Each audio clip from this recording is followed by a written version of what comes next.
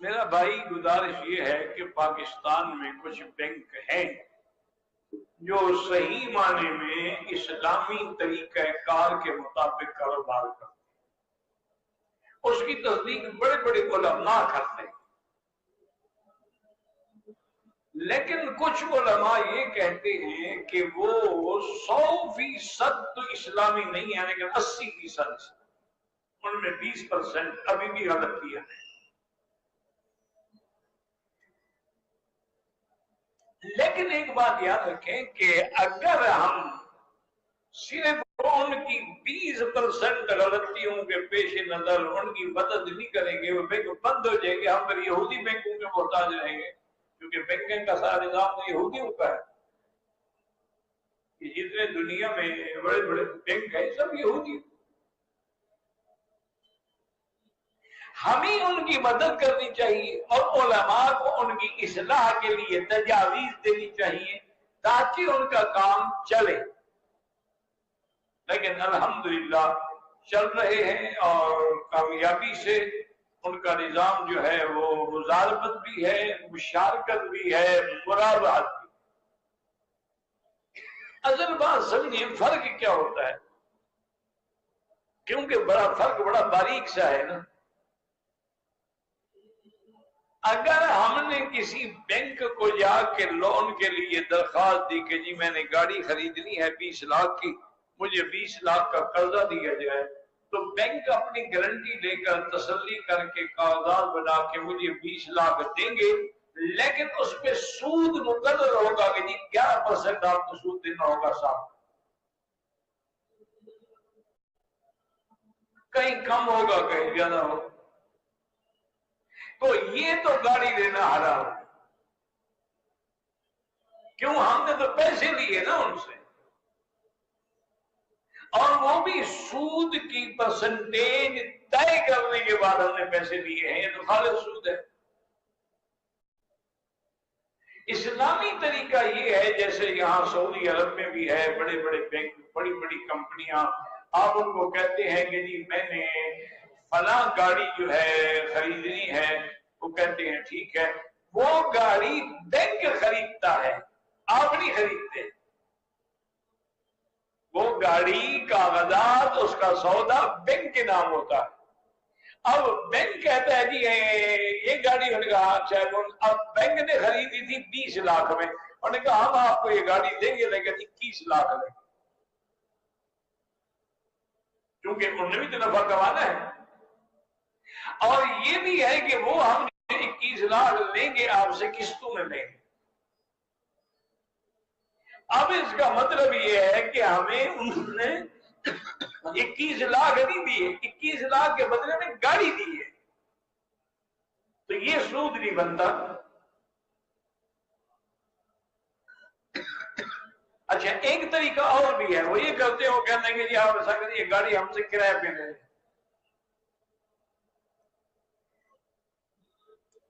Bank مثال کے طور پر مہینے کا 10,000 ریال کرایہ مقرر کر دیتا ہے، بھئی جب یہ آپ کے پیسے ادا ہو جائیں گے آپ پوری پیمنٹ کر دیں گے، گاڑی ہم آپ کو، وہ تو گویا ہم نے لی کرایہ پر ہے، اس میں کیا حرام ہے؟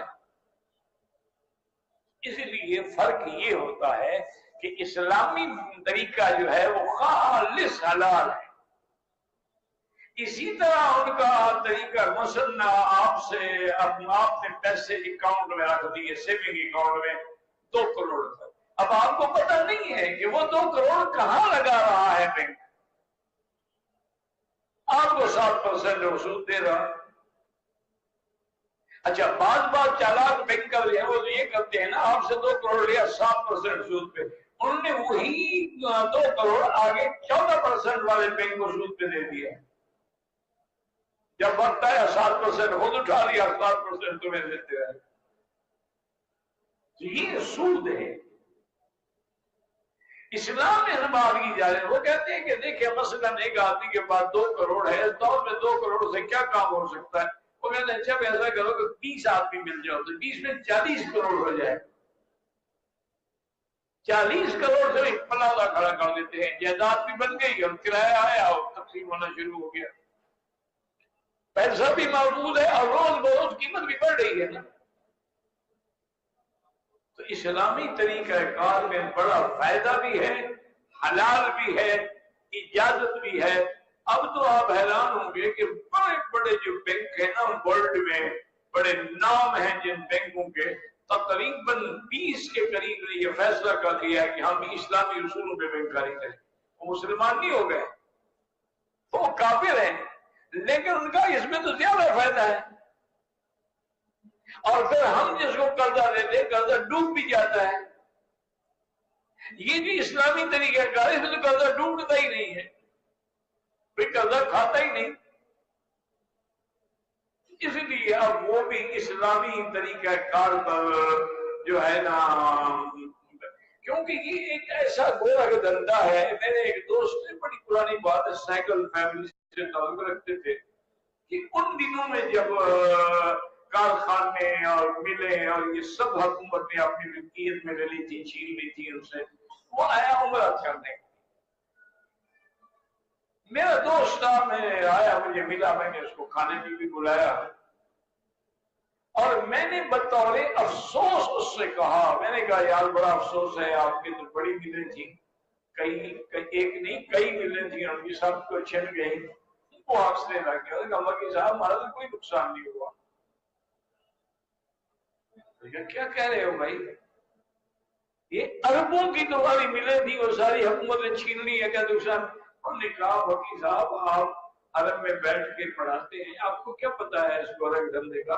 ہم لوگ جب مل لگاتے ہیں نا، فیزیبلٹی بنتی ہے، اس پر کتنا پیسہ لگائیں گے؟ مثال 1 کروڑ لگائیں، اچھا اس کو 3 سال میں ہم کتنا کمائیں گے؟ کم سے کم 3 کروڑ۔ تو اصل مالیت پر اپنا نفع تو ہم پہلے 3 سال میں نکال لیتے ہیں، اس کے بعد تمہارے پاس وہ مفت ہے۔ ہم نے جو پیسہ لگایا تھا وہ 3 سال میں نفع کے ساتھ واپس آ گیا۔ اچھا اس کے بعد نے کہا کہ پوری ہماری وہ بل جو ہے، حتیٰ کہ اس نے کہا جس چارپائی پہ پلنگ پہ میں سوتا ہوں نا، یہ بھی بینک میں پلنج ہے، اس پہ ہم نے قرضہ لیا ہوا، حکومت نے ہم سے تو لے لی ہے نا، قرضے دیں گے تو پتہ لگے گا کہ کتنے کا 100 ہوتا ہے۔ انہوں نے کہا دیکھیں انشاءاللہ چند سال کے بعد یہ روئیں گے، پیٹیں گے، ہاتھ باندھ کے ہمیں واپس کریں، کیونکہ جب تک اندر میٹیریل پڑا ہوا ہے یہ بل چلا لیں گے، جس دن میٹیریل ختم ہو گیا ان کے باپ کو بھی کوئی نہیں دے گا، ہمارا تو نام چلتا ہے نا، گڈ ول ہے نا ہماری، ان کو کون دے گا قرضہ؟ یہ ملیں بیچ کے کھا جائیں گے جو اندر مشینری ہے، لیکن جب کھوکھلے ہو جائیں گے پھر ہمیں بلا کے واپس جائیں گے۔ میں نے کہا ہمارا کوئی نقصان نہیں ہوا۔ نے کہا وکیل صاحب ہمارے تو کئی طریقے ہوتے ہیں۔ میں نے کہا کیسے؟ کہنے لگا مثلاً ہم نے 20 کروڑ قرضہ لیا اور اس پہ ہم نے مل کھڑی کی، ابھی مل مکمل نہیں ہوئی، ہم نے آگ لگا دی، انشورنس والوں سے ہم نے 40 کروڑ لے لیا، ہم کون سے گھاٹے میں رہے؟ اب وکیل صاحب ہمارا تو خاندانی یہ کام ہے، تو ان باتوں کو نہ چھیڑو، ہمیں گھاٹا نہیں ہوتا۔ اسی لیے حضرت اللہ شاہ بخاری فرماتے تھے کہ اگر کوئی سرمایہ دار، کوئی جاگیر دار، کوئی بڑے دولت والا اپنے رشتے داروں، اپنے بیٹوں کی گردنیں کاٹ کے بھی کوئی ہدیہ پیش کرنا، سمجھے اس میں بھی اسی کا کوئی فائدہ ہوگا۔ وہ اتنے چالاک ہوتے ہیں۔ اس لیے بہرحال میں نے بھی سنا ہے کہ میزان بینک ہے، البرکہ ہے، فیصل ہے، اسلامی ہے، یہ سارے لوگ ٹھیک ہیں، بالکل ان سے تعاون کریں آپ۔ باقی غلطیاں کس میں نہیں ہوتی، ہم میں غلطیاں نہیں ہیں۔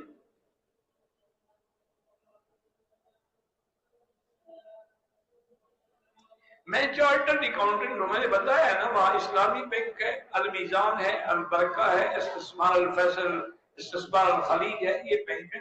اور آپ چارٹرڈ اکاؤنٹنٹ انٹرنیٹ پہ نکال کے دیکھ لو۔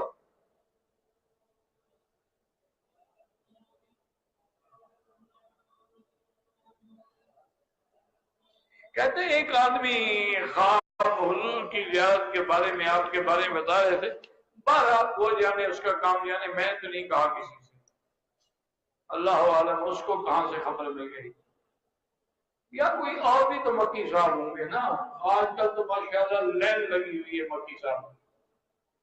آگے جو بھی غلطی کرے وہی بکی صاحب نے کہا. ابھی پرسوں مجھے آدمی آیا کہتے ہیں حضرت میں آپ کی بیعت ہوا تھا 2 سال پہلے فلاں جگہ پتہ نہیں میاں والی میں. انہوں نے کہا میں 10 سال سے پاکستان نہیں گیا تو میری بیعت کیسے ہو گئی؟ کوئی اور وکیل صاحب ٹکر گیا ہوگا نا.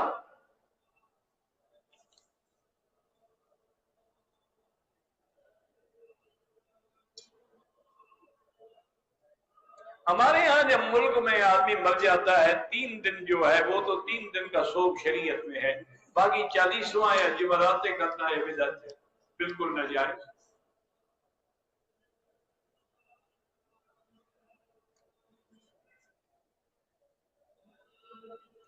اگر ایک آدمی کے بیگ میں جوتا ہے اور وہ طواف کر رہا ہے کوئی حد نہیں.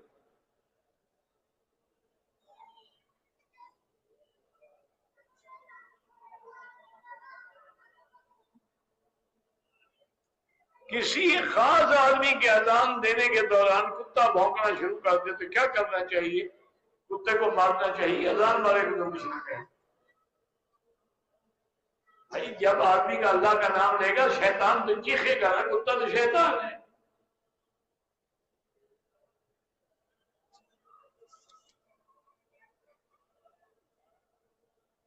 سر کے بالوں کو کالی مہندی لگانا جائز نہیں ہے، اس کے علاوہ کوئی رنگ مثلا اسی میں مہندی ڈال دے تو براؤن ہو جائے گا یا ڈارک براؤن ہو جائے گا. کالی مہندی منع کیا علماء نے. وہ بعض علماء کہ لیکن جمہور علماء کا یہی مسئلہ ہے کہ کالا رنگ نہ لگائے، کیونکہ یہ دکھ ہے نا جی 70 سال کے بندے کے بال سفید ہوں. اچھا ویسے وہ لگتا بھی کارٹون ہے. کون ایسا بے وقوف پاگل ہوگا 80 سال کا اور مجھے کالی جیسے 10 سال کے بچے کی ہوں؟ وہ دور سے نظر آتا ہے کہ کوئی کارٹون ہے بیچارہ. ہلکا رنگ کوئی لگا دیں برا بھی نہیں لگے گا اور آپ کا کام بھی ہوتا رہے گا. اپنی بیوی سے کتنی دور رہنا چاہیے؟ مطلب کیا مانا ہے ہمیں 2 میٹر 3 میٹر یا کتنی مدت دور رہنا چاہیے؟ بہرحال 6 مہینے سے زیادہ دور نہیں رہنا چاہیے. حضرت عمر رضی اللہ تعالیٰ نے اپنے تمام گورنرز کو یہ آرڈر جاری کیے تھے کہ جو فوجی جہاد میں ہیں ان کو 6 مہینے میں 1 دفعہ واپس کر دے جائے، اس کے بدلے میں اور فوجی وہاں، کیونکہ اس سے زیادہ آدمی جو ہے نا وہ گناہوں سے نہیں بچ سکتا.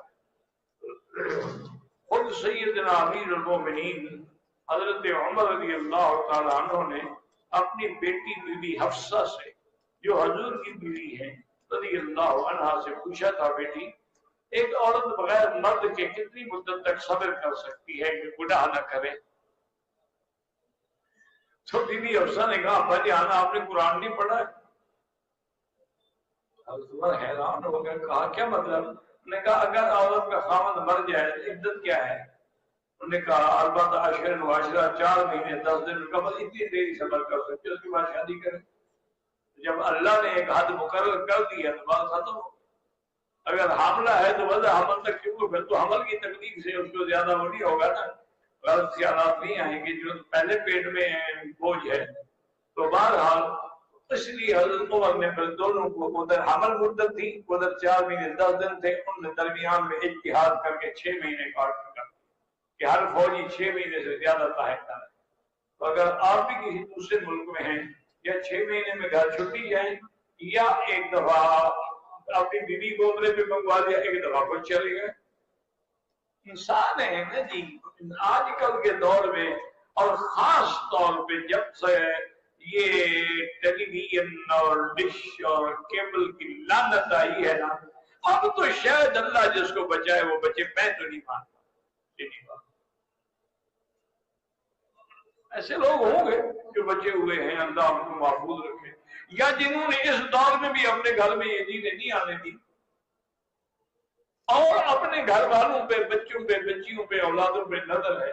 دیکھو نا جی جب ایک آپ کے سامنے ایک لڑکی سوئمنگ پول میں نہا رہی ہو یا سن بات لے رہی ہو سمندر کے کنارے پہ تو آپ فرشتے ہیں.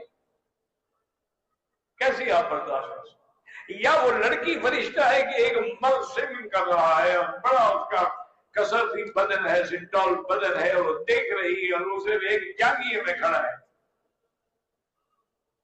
یہ بہت بڑا عذاب ہے. علاج کیا ہے؟ توبوا الی اللہ، اللہ کی طرف لوٹو، حضور پاک کی سنت پر آؤ، اور گھر پہ نظر رکھو. خاص طور پہ جو بچیاں کالجوں میں یونیورسٹیوں میں جاتی ہیں، ماں باپ تو خوش ہے نا کہ بیٹی کلاس دے رہی ہے، اور پتہ نہیں کس سے کلاس دے رہی ہے. اس کا آسان حل میں آپ کو بتاؤں، اگر ہمت ہو، غیرت ہو. جب گھر جاؤ نا، اپنی بچی کے بھی بچوں کے بھی موبائل لے لو، ان میں صرف پیغام پڑھ لو، انشاءاللہ تمہیں پتہ لگے کہ پانی کہاں تک پہنچ گیا ہے، گردن تک آ گیا ہے یا ڈوب گئی ہے. ایک سیکنڈ کی بات ہے. آج کل تو چور ان کے ہاتھ میں ہے، مخبر بھی ہاتھ میں ہے، چور بھی ہاتھ میں ہے، دلال بھی ہاتھ میں ہے. صرف ٹیلی فون پکڑ لو اور میسج پڑھ لو. پہلے تو مر جائے گا، نہیں دے گی ٹیلی فون آپ کو. احرام باندھا اور پھر خبر ملی کہ خطرہ ہے، دوبارہ نارمل کپڑے پہن لیے. بھئی اگر احرام باندھا آپ نے، 2 رکعات پڑھی، لبیک پڑھی، تو پھر تو آپ پر دم ہے. اگر صرف چادریں ہی پہنی تھی، اتار دی، تو پھر کوئی دم نہیں. واللہ اعلم. اللہم صلی علی سیدنا محمد وعلی آل سیدنا محمد وبارک وسلم. اللہم انی اشہد بانک انت اللہ لا الہ الا انت الاحد الصمد الفرد الذی لم یلد ولم یولد ولم یکن له کفوا احد. اللہم انا نسألک العفو والعافیۃ والمعافاۃ الدائمة فی الدین والدنیا والآخرہ. اللہم انصر الاسلام والمسلمین واحم حوزة الدین. اللہم اذل الشرک والمشرکین. اللہم احفظ سائر بلاد المسلمین وهذا البلد الامین فاجعل آمنا مطمئنا سخاء رخاء الى يوم الدین برحمتک یا ارحم الراحمین یا ارحم الراحمین یا ارحم الراحمین. ترض عنا من القانتین ولا تردنا عن بابک خائبین. اللہم اصلحنا واصلح بنا واصلح اولادنا واولاد المسلمین. اللہم اصلح شبابنا وشباب المسلمین. اللہم اصلح بناتنا وبنات المسلمین. اللہم اصلح ذریاتنا وذریات المسلمین.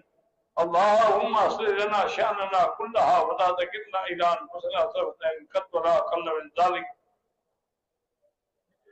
اللهم فرج هم المهمومين، نفس كرب المكروبين، واقض الدين عن المدينين، واشفنا واشف مرضانا ومرضى المسلمين.